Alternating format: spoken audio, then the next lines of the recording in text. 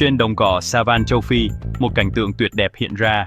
Một đàn ngựa vẫn gặm cỏ yên bình, những xốc đen trắng tạo nên một hoa văn mê hoặc.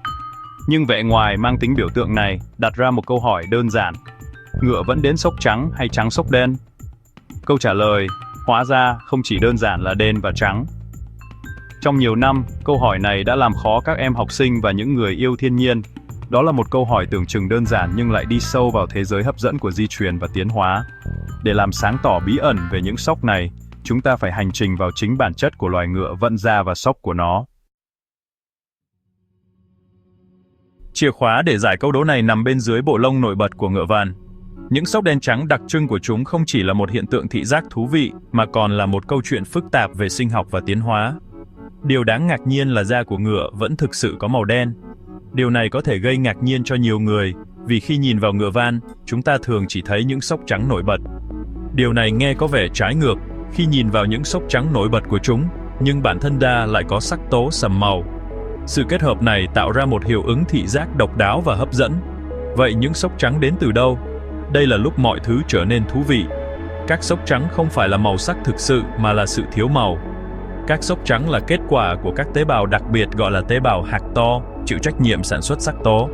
Những tế bào này có vai trò quan trọng trong việc tạo ra màu sắc cho da và lông.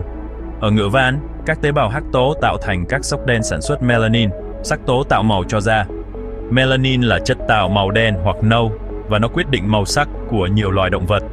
Tuy nhiên, các tế bào hắc tố ở vùng xốc trắng không sản xuất melanin, dẫn đến không có màu, do đó có màu trắng. Điều này tạo ra sự tương phản rõ rệt giữa các xốc đen và trắng. Hãy nghĩ về nó giống như một cuốn sách tô màu. Trong cuốn sách này, các trang giấy ban đầu là màu đen, và các xốc trắng là những khu vực không được tô màu. Dạ ngựa vẫn giống như trang giấy, ban đầu trong trường hợp này là màu đen. Các tế bào hạc to giống như bút màu, thêm màu vào các khu vực cụ thể.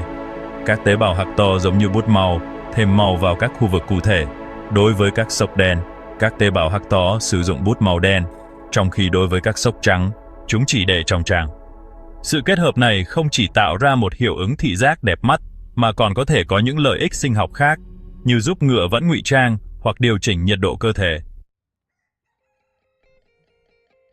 Những xốc đậm này không chỉ để trưng bày, chúng là một phần không thể thiếu trong cuộc sống hàng ngày của ngựa vận. Chúng đóng một vai trò quan trọng trong sự sinh tồn của ngựa, vẫn trong cảnh quan khắc nghiệt của châu Phi. Những xốc này không chỉ là một đặc điểm nhận dạng, mà còn là một công cụ sinh tồn. Các nhà khoa học tin rằng các xốc này mang lại một số lợi thế.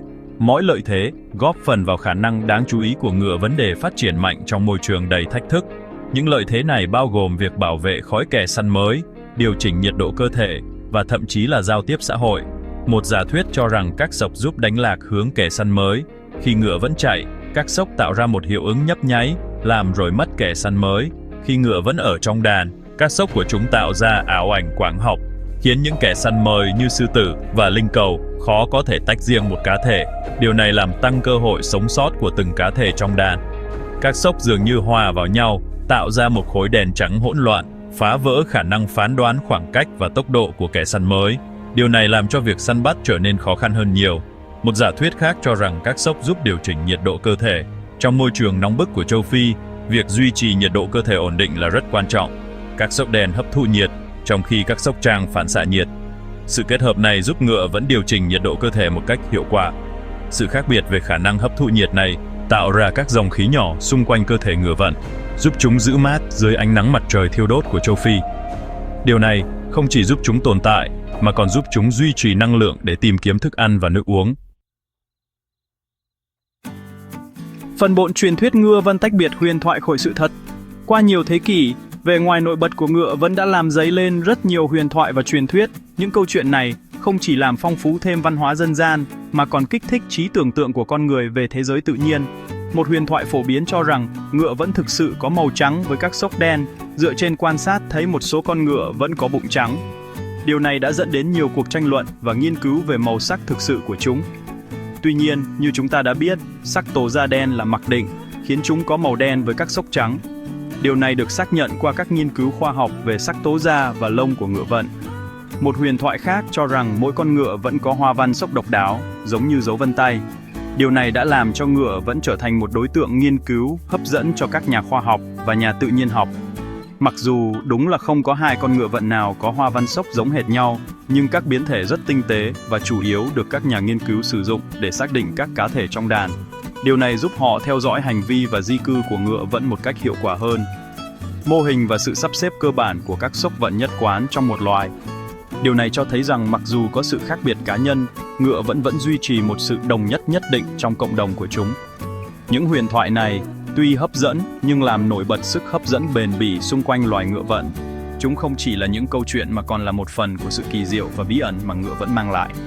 Chúng nhắc nhở chúng ta rằng, ngay cả trong thời đại khoa học tiến bộ, vẫn có một yếu tố kỳ diệu và bí ẩn trong thế giới tự nhiên. Ngựa vận, với vẻ đẹp và sự độc đáo của chúng, tiếp tục là một biểu tượng của sự kỳ diệu đó. Phần 5. Cuộc tranh luận lớn về màu sắc ngựa van đen sốc trắng hay trang sốc đen. Vì vậy, sau khi đi sâu vào khoa học và xua tan một số huyền thoại, chúng ta đứng ở đâu trong cuộc tranh luận lớn về màu sắc của ngựa vẫn? Câu trả lời chắc chắn, dựa trên bằng chứng, là ngựa vẫn có màu đen với các sốc trắng. Sắc tố da của chúng, lớp nền mà các sốc của chúng được vẽ lên, rõ ràng là màu đen. Tuy nhiên, câu trả lời tưởng chừng đơn giản này không làm giảm đi bản chất đáng chú ý của các sốc ngựa vẫn. Những dấu hiệu đậm này, một sản phẩm của quá trình di truyền phức tạp, là minh chứng cho sức mạnh của chọn lọc tự nhiên. Chúng là lời nhắc nhở rằng, ngay cả những chi tiết nhỏ nhất trong tự nhiên cũng thường phục vụ một mục đích lớn hơn, được mài giữa qua hàng thiên niên kỷ để đảm bảo sự sống còn. Phần 6. Một chút màu sắc ngoại lệ hiếm gặp của quy luật. Mặc dù chúng tôi đã xác định rằng ngựa vẫn thường có màu đen với các sốc trắng, nhưng tự nhiên, như mọi khi, có một vài điều bất ngờ. Đã có những trường hợp hiếm hoi ngựa vẫn sinh ra với một tình trạng gọi là amelanism, ảnh hưởng đến khả năng sản xuất melanin của chúng. Những con ngựa vẫn bị amelanism này biểu hiện các biến thể màu sắc bất thường, thường xuất hiện với bộ lông chủ yếu là màu nâu hoặc vàng, thay vì màu đen trang điển hình. Những trường hợp này cực kỳ hiếm, đóng vai trò như một lời nhắc nhở về sự đa dạng đáng kinh ngạc và những điều kỳ quặc đôi khi khiến thế giới tự nhiên trở nên quyến rũ. Phàn bày sốc kỳ diệu sức hút bền bỉ của ngựa van. Câu hỏi liệu ngựa vẫn có màu đen với sốc trắng hay trắng với sốc đen thoạt nhìn có vẻ tầm thường. Tuy nhiên, nó mở ra một thế giới hấp dẫn, dẫn chúng ta vào một hành trình qua di truyền học, sự tiến hóa và hoạt động phức tạp của thế giới tự nhiên. Ngựa van, với những sốc đậm và sự hiện diện quyến rũ, tiếp tục gây tò mò và truyền cảm hứng. Chúng là biểu tượng của thảo nguyên châu Phi, một lời nhắc nhở về vẻ đẹp và sự kỳ diệu xung quanh chúng ta. Vì vậy, lần tới khi bạn nhìn thấy một con ngựa vận, hãy dành một chút thời gian để đánh giá cao nghệ thuật tinh xảo của các sọc của nó, một minh chứng cho sức mạnh và nghệ thuật của thiết kế vĩ đại của thiên nhiên.